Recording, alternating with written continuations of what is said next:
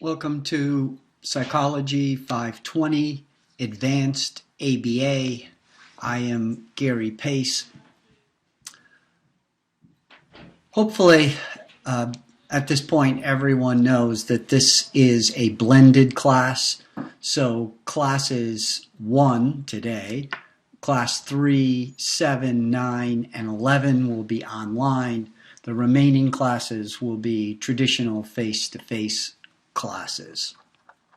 I want to start by just going over the website very, very quickly.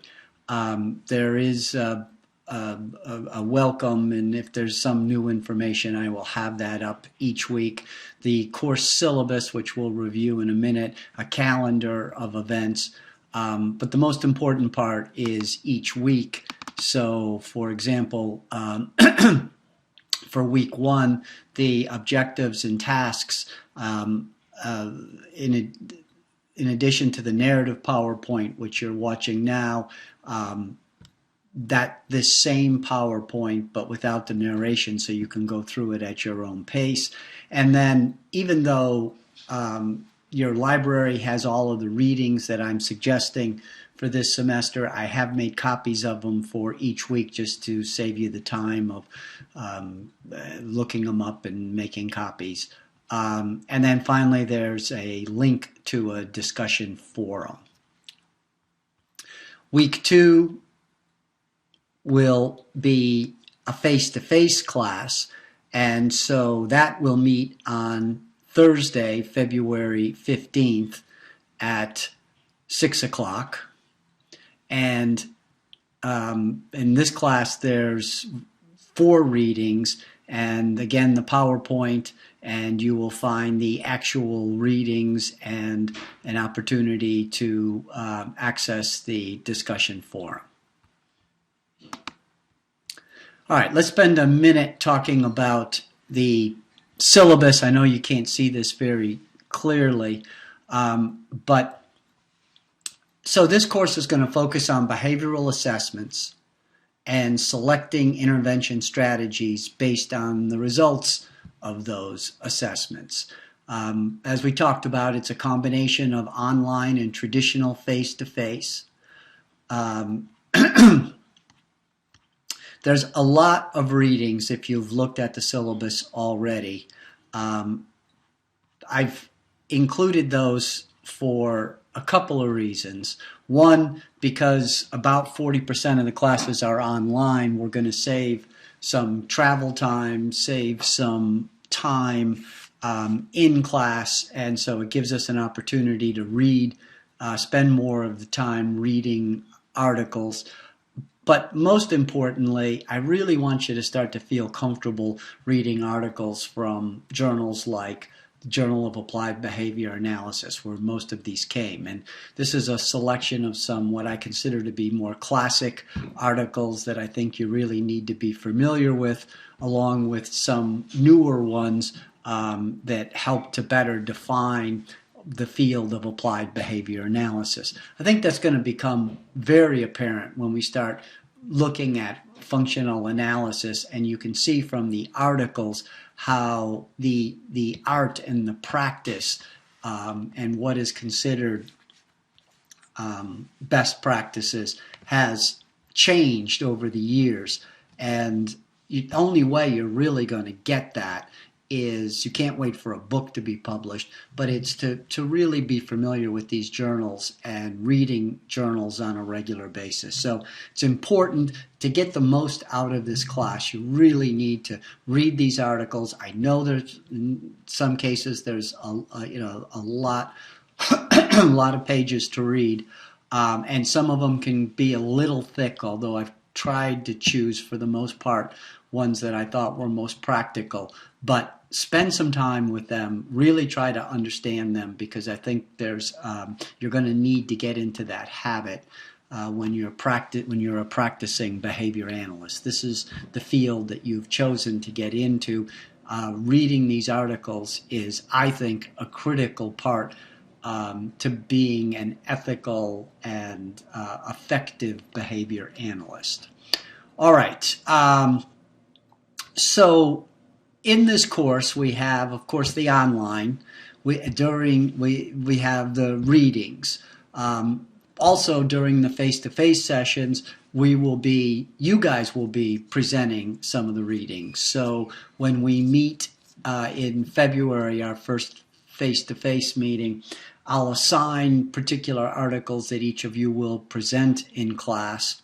We can talk more about that, but the emphasis is going to be on conclusions, critique, clinical implications, more than just summarizing the article. It's really important that you're familiar with them, you feel comfortable presenting them, and the idea is that that is going to get a discussion going, and we'll be able to have some meaningful discussions in class around these articles. There'll also be quizzes. At the beginning of any class, there could be a quiz that would cover the previous class readings. So, for example, that first face-to-face class we have, there could be a quiz at the beginning of that class which would cover the readings and the PowerPoint from this particular class that you're online class that you're participating in right now. Our classroom participation is a big part, as I mentioned. It's critical in this class that we have some meaningful class discussions. The size of the class is small enough so that we should be able to do that. And there's also a final exam. It'll be a take-home final exam in this class. In terms of, since 40% of the classes are online, in terms of communication with me, my email address is on the syllabus, so you can always email me. I will check that every day, and will hopefully be able to respond within 24 hours. If I suggest that you use the email correspondence for personal questions, comments that you have. If, on the other hand, you have a question or a comment concerning the class that you think would be of interest or relevant to some of the other students in the class, then that's where I would like to use the discussion forum. And then you guys could post that in those questions or comments in the discussion forum, and then other students can comment on those discussion on what you have posted in the discussion forum. So I think it's a good idea to try to check the discussion forum at least a couple of times each week. For the online classes, the schedule is Monday through Sunday. So any assignments that are required in the online classes would be due by end of the day Sunday. The methods of evaluation are pretty straightforward. Class participation, attendance, as I said, which is very important, is 25%. I have attempted in the syllabus to operationally define what that participation looks like. It would be a combination of our face-to-face class discussions and participating in the discussion forums. 25% of your grade will also be a result of those quizzes or assignments that we will have, and another 25% will be the student participation presentations that you'll do, and finally the final 25% will be based on the results from your final exam.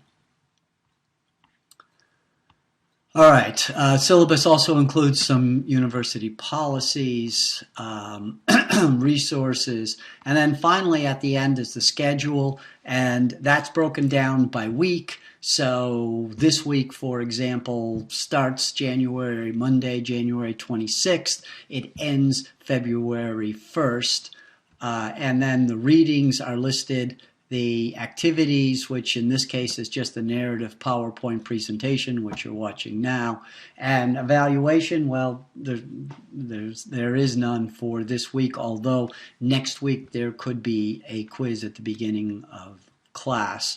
Next week, for example, looking ahead to the face-to-face class, you could see the format is face-to-face, and I will be doing presentations of those 4 articles you're going to read, but I'm anticipating we will have a good class discussion, so participation in class discussion and possible quiz would be how you'll be evaluated in week 2 and so forth, and you can go through the syllabus and check those out. All right, so let's start. There we go. With week 1, we already talked about the introduction, the blended format, review of the syllabus. So this is an overview. This week I want to give you an overview of really the whole course, and then we're going to read articles, present research articles related to each of these assessment and treatment issues that we're going to talk about. But right today, I just want to lay out the whole class and all of the topics that we'll be talking about, and then we'll come back to these at the end. So what we're going to be covering are the types of behavioral assessments. So there's indirect assessments. The language sort of changes depending on what you're reading. The articles, whether it's Cooper's book. So there's, when we're talking about behavioral assessments, there's indirect assessments, which we'll define, and basically rating scales or interviews. Then there's descriptive, or sometimes called direct assessments, a form of direct assessment where you're doing an observation. And there's different kinds of direct assessments. There's descriptive kinds, and then there's also systematic or functional analysis. And then finally, the course is going to involve choosing an intervention based upon the results of that functional assessment that you're doing. So the purpose, why do we do behavioral assessments? Well, there's really 3 related purposes. One is, number 1, to determine whether there's really a need for a behavioral assessment. As an example, when I first started my career as a behavior analyst, I did some consultation at a teaching hospital in the rehab unit. And I was called in because there was an individual, a young man, young adult, recently had a severe brain injury. And he was reportedly verbally abusive, spitting, yelling, and it was even starting to become physically aggressive with the physical therapist, the PT. So I came in, I did an indirect assessment, so I interviewed the team, and interestingly, these target behaviors, the non-compliance and disruptive behaviors and physical aggression only occurred with the physical therapist. The occupational therapist, the nursing, the speech pathologist all described this fellow as being cooperative and having really no maladaptive behaviors whatsoever. So I found that interesting. So then I got into the direct observation. So I wanted to watch the PT doing a session. I did that, and just as she indicated, I saw all those target behaviors that she described. So at first I'm thinking, okay, let me see what kind of, there might be some consequences, something she's doing that is somehow inadvertently reinforcing or encouraging these maladaptive behaviors. And I observed several times, I could not identify anything that she was doing. So again, this is a good example of behavioral assessment. The next step, I did what you probably would do is, all right, so now I wondered, did it have something to do with PT in particular? I know a lot of people who get physical therapy believe that PT really stands for pain and torture. So perhaps the physical therapy that the PT was doing was uncomfortable or painful, and that's the reason that these maladaptive behaviors were occurring. So the way I got around that was to have another PT do a physical therapy session to see whether it had something to do with that particular PT or did it have to do with PT in general. All right, that's really a functional analysis. Now I'm manipulating the variables. I'm not just observing them. And I've found out that he did great. This individual did great with this other PT, even though this PT, did everything that the PT that was having trouble with him did. The sessions were identical. So it tells me it was something about her. Well, to make a long story short, and it was a long story, the only thing I was trying to figure out what it was that could be unique to her, and one thing was that the way she spoke was, let's call it idiosyncratic. I noticed it first few times I spoke to her. She would break up her sentences sort of in the middle of the sentence, or not when typically people would break up the words. It was you would notice it. She also ended most of her sentences like it was a question, which was a little disconcerting at first. But like if you're talking to someone who has an accent, at first you notice it, but the more time you spend with them, you don't even notice it anymore. And that was really the case with me. But I thought, gee, I can't imagine how this could be the issue, but I didn't have anything else. So I discussed that with the PT, the way she speaks, and of course she wasn't happy with the fact that I suggested that she speaks differently. But once we agreed that she just spoke differently, not wrong, my suggestion was to do the PT session without her speaking so I could rule out, is the variable her idiosyncratic speech?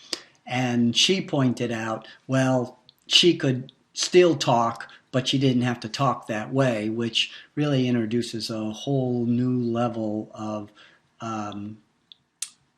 psychological issues with the PT that are beyond my expertise, so I won't get into them. But so she was able to conduct this PT session without speaking in this, let's call it, idiosyncratic way. And lo and behold, the guy did great. There was no aggression. There was no problem. Okay, long story. But the point is, because I did a behavioral assessment, I was able to determine that there really wasn't a need for a behavioral intervention. All we had to do was not speak in that particular way. And since then, I have encountered hundreds of examples like this, of where it looks like you might need to have a behavioral intervention. In many of those cases, like with this gentleman, that behavioral intervention might have included a fairly restrictive restraint kind of procedure, because he was a big guy and his aggression was escalating with this woman. Instead, because we did a good behavioral assessment, we were able to determine that we didn't need an intervention at all. So I've encountered a lot of those kinds of cases where it is a simple kind of thing. If you just let the individual listen to his preferred music when he's riding in the van, you don't have aggression in the van. If you and somehow the routines changed, or no one asked those kinds of questions. So a behavioral assessment allows you to determine if in fact you really even need a behavioral intervention, or can you just make a simple change back to perhaps, or usually is the case, a previous routine that resulted in the absence of the maladaptive behaviors. Secondly, behavioral assessments identify the variable or variables that affect the target behavior. So again, in this example, clearly they did that. It was the idiosyncratic speech of the therapist. And finally, they identify interventions based upon the results of that assessment. Well, it's not really an intervention, but the intervention was to not speak that way. So behavioral assessment is really all about understanding the behavior so that you can change it, which really is the difference between applied behavior analysis and the old term that we don't use anymore, which is behavior modification. Behavior modification is simply using positive reinforcement and punishment to change behavior. Now, in applied behavior analysis, we clearly use positive reinforcement and sometimes punishment to change behavior. However, in behavior modification, that's all you got. And so if the behavior doesn't change at first, or it goes back to baseline, that leaves you with just trying to increase the potency of the positive or increasing the potency of the aversiveness of the punisher, which sometimes can lead to unethical practices. So behavioral assessment, on the other hand, you're trying to understand the behavior.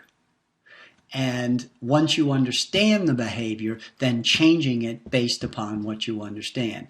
Now, there are practical times when we try to do a good behavioral assessment and we still can't really understand the behavior, and we're sort of left with behavior modification. But we should always be trying to do a behavioral assessment. Back to my example with the brain injured gentleman, had I just done behavior modification, I would have just come up with all these, I would have kept escalating the reinforcers and the punishers, probably would have resulted in some kind of restraint procedure. But by taking a completely different approach, which is do nothing until I understand the behavior better, we were able to do it without having to have a restrictive procedure involved. All right. I think this part is going to be a review for all of you. This is what Jane was talking about last semester. So when we're talking about understanding behavior, we have to understand what the functions of behavior are. And basically, there's only a few. There's positive reinforcement, there's negative reinforcement, and then there's non-socially mediated reinforcement, or automatic. Now, of course, within these categories of positive, negative, and automatic are a whole range of idiosyncratic variables. Back to my brain injured friend, that was an automatic, or I assume it was automatic, but it was idiosyncratic. I never would have thought of that. I've never seen another case in my entire life where the way a person spoke was an antecedent to maladaptive behavior. However, there it was. And so these are the basic functions that we're looking at. So we're going to talk about the types of functional assessments and start with the indirect assessments, which, as I mentioned, are interviewing the client and or significant others, checklists. There's also various scales, behavioral scales that one uses. And then there's direct assessments. And within direct assessments, you have the descriptive assessments, which, as the name implies, you're just observing. And then the other kind of direct assessments or functional analysis, which is really an experiment. You are manipulating. So in my example with the individual with brain injury, the descriptive assessment was initially when I was just watching what the PT was doing. The functional analysis, when I manipulated things, was when I had another PT do it, and when I asked this PT to conduct the session without speaking in her typical way. Indirect assessments should basically focus on the target behavior, and we're going to read articles about all of these, but they should focus on the target behavior, the contents, the context rather, in which the behavior does and doesn't occur, events that precipitate, antecedents, the target behaviors, and typical reactions of others, the consequences of the behaviors. So here's I've included this just as an example, but here's a interview that I've used over the years and tweaked. Really, it was based on the one that they use at Kennedy Krieger, and I have tweaked it over the years. I'm sure they've tweaked it a lot. But basically, you're talking about all the things we're going to talk about this semester. You have the preferred events, so reinforcers. We're going to talk about that next week. This one also included a checklist, which I like, which is a checklist of target behaviors. Then once you identify a particular target behavior, it's those questions to understand the behavior. What's the settings? Under what conditions does it usually occur or not occur? In the example I just gave you, well, only during PT sessions. What are the antecedents? What are the consequences? What management strategies that have been done have worked? So nothing magical about that particular interview format, but it is one way to capture those. We will read about some additional ones. Now, there's also many of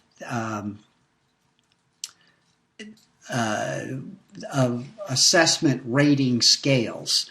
The mass or motivation assessment scale is probably the most common one. It was first described by Duran and Crimmins in '88, and it attempts to isolate the function. Is it attention? Is it tangibles? Is it negative reinforcement? Is it automatic? I assume that many of you are familiar with this, but you can see some of these questions. Does the behavior ever occur whenever you stop attending to him or her? So that's sort of getting at attention. Does the behavior seem to occur when your child has been told that he or she can't do something that he or she wanted to do? So that's looks like it's getting at negative reinforcement. Another one of these rating scales is a functional analysis screening tool, also known as FAST. Very similar kind of questions. You look at this, like number 4 here. Is the person usually well behaved when he is getting lots of attention, or when preferred items or activities are freely available? Again, getting at attention or tangible kinds of conditions as a way to better understand the behavior. We will be reading some articles and talking a lot about these rating scales and both their strengths and their weaknesses. There's many of both. Now on to descriptive assessments. They generally involve direct observation of the behavior. So the indirect, as the name implies, is an interview or a rating scale. Descriptive, as the name implies, involve direct observation of the behavior under some relevant environments in which it occurs. All of these, of course, are correlational, because a descriptive assessment, you're not controlling anything, you're not manipulating anything. So anything you see a maladaptive behavior, you see it followed by attention, okay, it's correlational. You don't know if that's really a functional relationship at that point or not. There's basically three types of descriptive assessments that we're going to look at. We'll look at two of them much closer. The first kind is the temporal distributions, which the goal is to identify specific antecedents and consequences. One example is a scatter plot, and you'll be reading an article that talks about the scatter plot now. So it's really just recording temporally the times that things occur. So you can see that these are across days, and the red is when the behavior occurred. And if you get a pattern like this, well, this tells you something. This helps you understand this particular target behavior. It seems to occur. There's something generally between 11 and 11:30 that's happening that is related to this. Now, we got to go to the next step. What is that? Is it lunchtime? Is it a particular class that's going on? Is there a particular preferred staff member who's there or not there at that particular time? So it's looking at trying to understand a behavior by looking at the temporal sequence. Now, the other kind are sequence analyses, and the best example of that are ABC charts, which I'm pretty sure most of you are familiar with. And there's both unstructured and structured ones. Unstructured ones are just basically you give the person a piece of paper and you have them write out when the target behavior occurs, physical aggression, what was the antecedent, what was the consequence. Now this one I use myself if I'm doing observations. I might use this if I'm doing my own descriptive assessments. I am not inclined to use this kind, the unstructured one, if I'm asking staff members, particularly people I don't know that well, because to do a descriptive assessment, because it's too dependent, I think, on people's abilities to not only observe but to capture it in prose in a way that makes sense. So I prefer a structured ABC assessment, and I think most people do. Here's this is actually an example of a whole bunch of things, but the top half here is an example of a structured ABC. Again, I'm assuming most of you are familiar with this, but if not, we can talk more about this. This one is just talking about antecedents, but the difference is that the target behaviors and the antecedents are already operationally defined. So we're not dependent on someone describing what's aggression. But now we have operational definition, so now they just put the number, so that they check off it's number 6, and that the antecedent was number 2. Finally, there's a time sampling procedures, which is really a combination of sequence, looking at both sequence and temporal ones. Here's an example. I put this one together a long time ago, trying to look at some parent-child interactions in preschool kids with non-compliance. So the shaded columns are parent behavior, the light columns are kid behavior, and I tried to figure out, was there a request made? Was there guided compliance done? Was there praise? Was there ignoring? Did they do timeout? Did they do blocking? Did they provide attention? Was the behavior appropriate? So to try to capture both a temporal relationship and a sequential relationship to better understand the behavior. This, as you can imagine, again, we will spend more time talking about this, but this is great because it captured everything. However, it was so hard to interpret and so hard to collect the data in a reliable way that I really don't think it was all that useful. So that gets us to the limitations of all of these kinds of descriptive assessments, and these are the kind of things I want to talk about in our discussions, is, well, one, of course, as we said, they're correlational data. So we don't know if there's really a functional assessment, that is, a relationship between a direct relationship between the dependent variable and the independent variable. Part of that is because there's potential of irrelevant variables masking the relevant variables. For example, if you're doing an ABC observation, and every time, and you're observing physical aggression, well, let's say in a group home, and well, every time the physical aggression occurs, what's going to happen? Well, probably a staff person is going to get involved, or you'd hope they would, otherwise people are going to get hurt. So that means every physical aggression is going to have a consequence of attention. Does that mean that that behavior is maintained by attention? Maybe, or maybe not. That could be masking something else that's going on, a reaction of one of the students, or one of the other individuals, or a reaction of one of the staff that's being masked by that irrelevant behavior, which is that staff are attending to the individual. Also, relevant variables may not be apparent due to thin schedules of reinforcement that are maintaining them. So, a person doesn't have to get attention every time they engage in the target behavior in order for it to work. I mean, look at gambling. Most people lose money who gamble a lot, but yet they continue. Why? Because they win once in a while. So it's the same thing with a lot of the behaviors that we try to understand, is there could be attention that occurs once every 5 hours, yet the behavior continues to occur with no attention. It's on a very lean intermittent schedule of reinforcement. If you're doing an ABC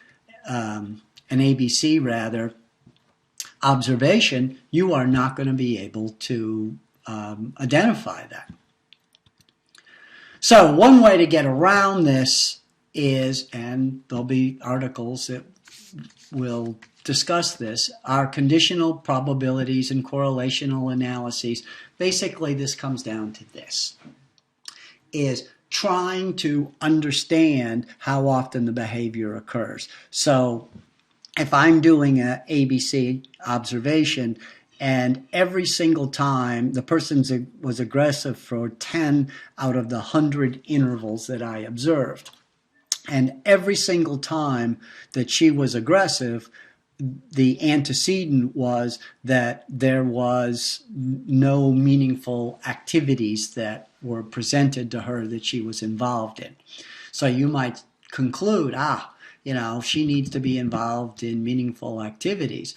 But if, in fact, all 100 of the intervals there were no meaningful activities, then that suggests, well, that's only 10% of the intervals that you observed where there was no meaningful activities did aggression occur. On the other hand, if the absence of meaningful activities, let me say it a different way. If there were meaningful activities that were going on and the person was engaged 90% of the time, but the only 10 times that they weren't engaged in meaningful activities, aggression occurred, now you're going to feel much more confident about that. That is correlational probabilities. As you can imagine, it was hard for me to explain, probably hard for you to understand. It's incredibly challenging, and we're going to read an article that is challenging to read, but I feel it's important to understand what that involves to really do conditional probabilities and to really look at that closely, that it is very complicated in order to establish these kinds of conditional probabilities. So, the other kind of direct assessment are functional analyses. A lot of advantages. The The most obvious one is it's objective and precise. It yields causal, functional relationships, unlike correlational ones like descriptive assessments. Back to my example with the brain injured fellow, is a fellow with brain injury, is the functional analysis is what really helped me to establish a functional relationship. Without that, I would have always been guessing. But until I actually manipulated the PT, speaking or not speaking, and that seemed to be the variable that determined whether maladaptive behaviors occurred, I never really knew for sure. So in some cases, a functional analysis is what you need to do. However, there's disadvantages to functional analyses. They can be complex and time-consuming.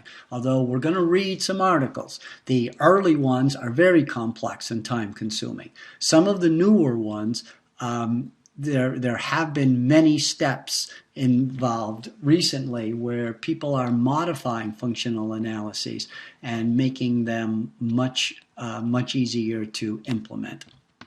But it may not always be possible to manipulate the variables related to the target behavior in a functional analysis.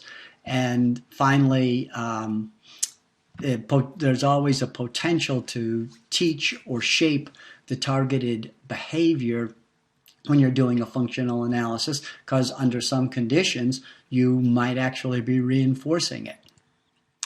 Finally, the article that you're reading, Iwata, Vollmer, and Zarconi, looks at these indirect, they're calling them indirect, descriptive, and functional analyses.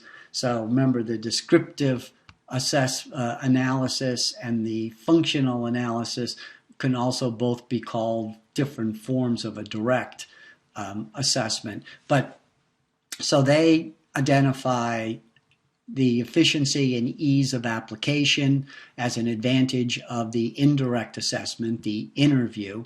However, the disadvantage is, well, it's questionable reliability and validity because you're just asking people what they think is going on. There may be some value to that. There may not. Descriptive assessments, direct descriptive observations, well, they're more objective, and the advantage is they're relevant to everyday events, which is important. You're not doing the observations in some laboratory setting or an analog situation. You're doing them where the behavior occurs. It's a huge advantage. Disadvantage is, as I started to talk about, and we'll read more articles, the complexity, inability to identify the effects of subtle or intermittent variables, and the potential of masking by irrelevant events. Finally, functional analysis, the advantages are it's objective, high degree of control, determines functional relationships. However, again, can be complex, potentially insensitive to highly idiosyncratic events, although mine wasn't, and potential risk of establishing new behavioral function. So please don't think this table allows you not to read the Iwata, Vollmer, and Zarconi article. I think it's very important to read that article also, but this basically summarizes it. All right, then we'll spend about 40% of the class talking about the treatment implications. And basically this boils down to, and we'll have a lot of examples of it, that in applied behavior analysis, again, what is different between behavior modification and applied behavior analysis is that we come up with treatments based upon the results of a functional assessment. So it's not just continuing to manipulate potential reinforcers and punishers. So the general theoretical strategy is, and I say theoretical because sometimes you can't accomplish these, is first to focus on eliminating the reinforcement maintaining the behavior. So once you identify what the behavior is that's maintaining it, get rid of it. Well, I was able to do that in my example, but that's not always as easy. So, for example, another kind of automatically maintained behavior where somehow you're not sure exactly what is reinforcing about a stereotypic behavior, a stereotypy, it's virtually impossible to remove it, to eliminate it, and have extinction, put it on extinction, because you don't know exactly what it is. Additionally, including reinforcement procedures for appropriate behaviors. So if the behavior is, you think, maintained by attention, don't provide attention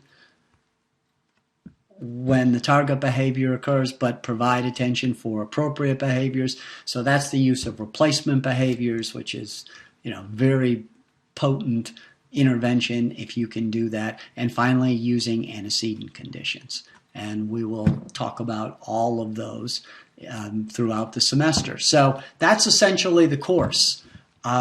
We've boiled it down to about a half hour. But now we'll fill in the details. So this week, read the Iwata, Vollmer, and Zarconi article. And next week, our class will be on Thursday, February 5th at 6. So it'll be a traditional face-to-face class. And so go and read those readings. There's the 4 preference assessment articles. Another important part of behavioral assessment is we do need to know what are reinforcers and preferences. So a preference assessment is an important part of any good behavioral assessment. So we're going to start there and read 4 preference assessment articles. And then and the copies of those articles can be found in Blackboard in Class 2. So I'm looking forward to this semester. I'm looking forward to meeting those of you that I don't know already on Thursday, February 5th. And if you have any questions, comments, put them in the discussion forum or email me. And I look forward to seeing you on February 5th.